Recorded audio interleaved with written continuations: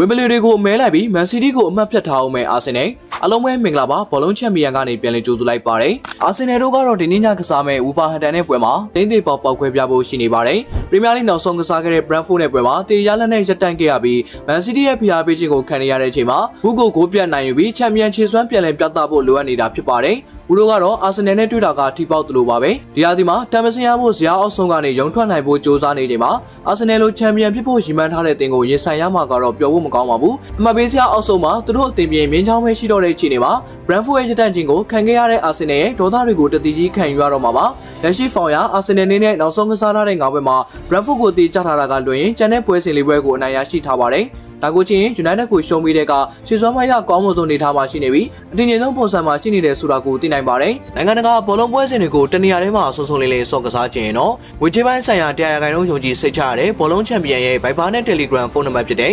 3992586046ခုမှာဆက်သွယ်စော့ကစားလို့ရပါတယ်ခင်ဗျာ။ဒီဟာဒီ26ပွဲကစားပြီးမှ18ပွဲနိုင်6ပွဲတည်3ပွဲသာရှုံးလာပြီးမပေးစရာအဆင့်1မှာရမှန်58မိနစ်တူရပ်တည်နေတာဖြစ်ပါတယ်။တစ်ဖက်ကဟူတင်ကတော့ဒီဟာဒီ26ပွဲကစားပြီးမှတပွဲသာနိုင်လာပြီး6ပွဲတည်19ပွဲထိရှုံးလာပါတယ်။နောက်ဆုံးကစားခဲ့တဲ့9ပွဲမှာတပွဲနိုင်တပွဲတည်3ပွဲထိရှုံးလာပါတယ်။တခုသတိထားရမှာကဟူတင်ဟာ Manchester United အနိုင်ယူနိုင်ခဲ့တဲ့Brisbane Town ကိုပူပူနဲ့အနိုင်ယူထားတာကြောင့်ယုံကြည်မှုရှိနေတာတော့သိကြပါတယ်။အာဆင်နယ်ကိုအင်ကွင်းမှာလက်ခံကစားရမှာကြောင့်ဒုက္ခမပေးနိုင်ဘူးလို့ပြောလို့မရပါဘူး။အာဆင်နယ်ကတော့အခုချိန်မှာမခံလို့မရတာကြောင့်ဘူးကိုကျင်းသေးပေါအနိုင်ကစားဖို့ရှိနေပါတယ်။မန်စီးတီးနဲ့၄မှတ်သာကွာတော့တာကြောင့်အခုလိုနိုင်ရတဲ့ပွဲကိုကျင်းသေးပေါအနိုင်ကစားဖို့လိုအပ်နေတာပါ။ဒါကြောင့်ဒီပွဲကအာဆင်နယ်တို့အတွက်ဝင်ဘလီတွေကိုမဲလိုက်ပြီးမန်စီးတီးကိုအမှတ်ဖြတ်ဖို့ရှိနေပါတယ်။အားလုံးကိုကျေးဇူးတင်ပါတယ်။